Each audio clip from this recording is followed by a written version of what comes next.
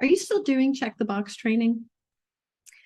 In my past couple of videos, I've been talking about Kim, Taylor, and Tyler. So Kim was a business owner, and Taylor and Tyler were two of his employees. Those are not their real names, but there was an allegation of sexual assault. And so I walked through. If you missed those other videos, I invite you to go watch them because it'll catch you up with what I'm talking about today.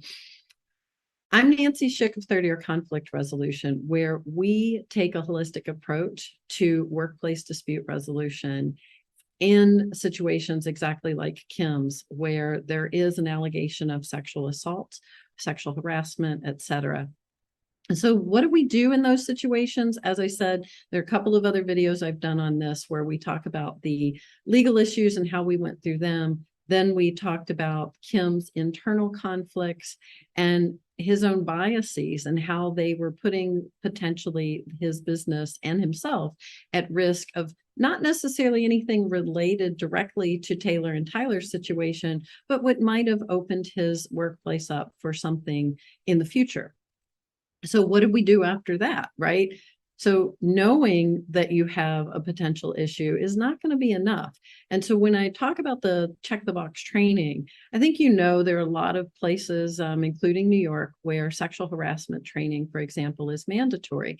And a lot of the trainings are very dense with the information that they provide, but they deliver the knowledge and don't do a lot more. And so what we found is that having the knowledge alone is not going to be enough to avoid problems in the future. So I like to talk about training in what I call the KARR method. It's delivering the knowledge, of course, because you have to make sure people understand what the parameters are for a claim.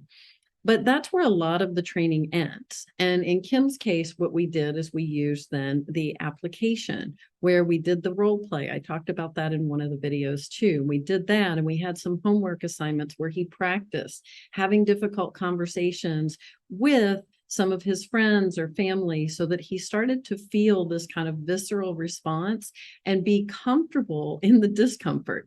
As kind of counterintuitive as that is, we don't really like to do that as human beings, but the more we practice something, the better we get at it.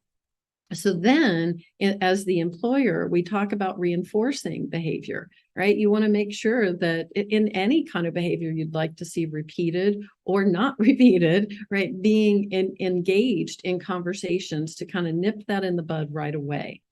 And then the R in KARR is resolution. You're going to have issues that come up. And if you keep kicking the can down the road, you're going to find that you have a lot of cans before too long and a big mess. So what we do is build those skills through that KARR method so that, again, it becomes almost intuitive to respond in an effective way. It's similar to what you would do if you were learning a sport, a musical instrument, or anything new. It's not a one-time come to a classroom or even an annual come to a classroom, get some knowledge, and then go out on your own and apply it, right? We need a little bit more than that as human beings. So regardless of the stage that your particular workplace dispute might be in, I'm happy to have a consultation with you to help you design a resolution, a strategy, whatever it is you need to create that more peaceful and productive workplace. So I'll put a link in the notes to the video if you want to set up that consultation. In the meantime, of course, keep listening with your third ear. For those hurts you can heal.